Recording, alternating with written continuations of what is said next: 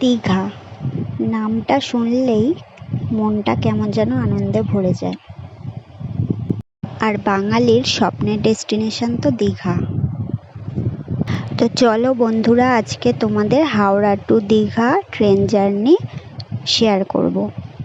তো আমাদের প্রথম থেকে কোনো প্ল্যানিং ছিল না, তাই আমরা রিজার্ভেশন টিকিট কাটিনি, আমরা লোকাল ট্রেনেই গেছি। আর লোকাল ট্রেনে সেদিন এত ভিড় ছিল, যুদ্ধ করে উঠতে হয়েছে। তারপর কোনো রকমে গিয়ে আমরা হাওড়া স্টেশনে নামলাম। নামার পর হাওড়া থেকে আমরা লোকাল ট্রেন ধরে যাব পাঁশকুড়া থেকে আবার ট্রেন চেঞ্জ করব। তো এটা হচ্ছে হাওড়া মেট্রো, যেটা আমাদের হাওড়া স্টেশনের পাশেই হয়েছে। এই দেখো মেট্রোর গেট, এখান থেকেই ঢুকলে তোমরা মেট্রোয় যেতে পারবে। সেটা তোমাদের অন্য একদিন গিয়ে দেখাবো। আর তারপর আমরা এখান থেকে ট্রেন ধরলাম, ট্রেনে উঠে পড়লাম। উঠে পড়ার পর ট্রেনে তেমন ভিড় ছিল না, আমরা ট্রেনে সিট পেয়ে গেছিলাম, বসে পড়েছিলাম। তারপর আমরা জানলার ধারে বসে প্রকৃতির সুন্দর দৃশ্য দেখতে দেখতে যাচ্ছিলাম দীঘার উদ্দেশ্যে। এটা হচ্ছে রূপনারায়ণ নদী, যেই নদীর ব্রিজের ওপর দিয়ে ট্রেনটা যাচ্ছে।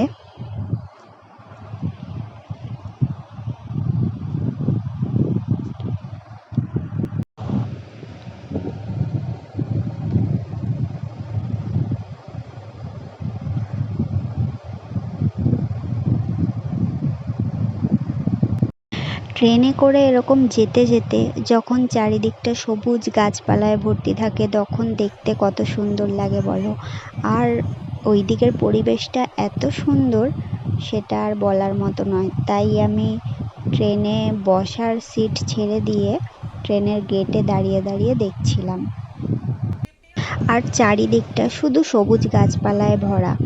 আর এই দিকে ট্রেনের লাইন একটাই, ওই একটা লাইনেরই ট্রেন ঘুরে ওই দিক দিয়ে যায়। ওই দেখো তোমরা দূরে দেখতে পাবে ট্রেনটা যাচ্ছে। হঠাৎ করেই প্ল্যান হয়েছে, তাই এত সুন্দর দৃশ্য দেখতে পাচ্ছি লোকাল ট্রেনে যাচ্ছি বলে।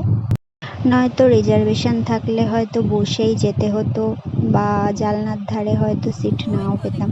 তো এইভাবে দেখতে দেখতেই আমরা পৌঁছে গেছি দীঘা। আর দীঘা স্টেশনে ঢুকতেই তোমরা ট্রেন থেকে দেখতে পাবে জগন্নাথ মন্দির, যেটা নতুন তৈরি হচ্ছে, এখনও কমপ্লিট হয়নি। আগামী 2 বছরের মধ্যে হয়তো মন্দিরটা পুরো কমপ্লিট হয়ে যাবে। আমরা যে পাঁশকুড়া নেমে সেখান থেকে আবার লোকাল ট্রেন ধরে দীঘা এসেছি, সেটা আর আমার ভিডিওটা তোলা হয়নি, কারণ আমি এতটাই এক্সাইটেড ছিলাম যে সেটা আমার আর খেয়াল ছিল না। তো এটা দীঘা স্টেশন। আমরা স্টেশনে পৌঁছে যাওয়ার পর, যেহেতু আমরা আগে থেকে হোটেল বুক করে রাখিনি, তাই আমরা ঘুরে ঘুরে হোটেল খুঁজছিলাম। নেক্সট ভিডিওয় তোমাদের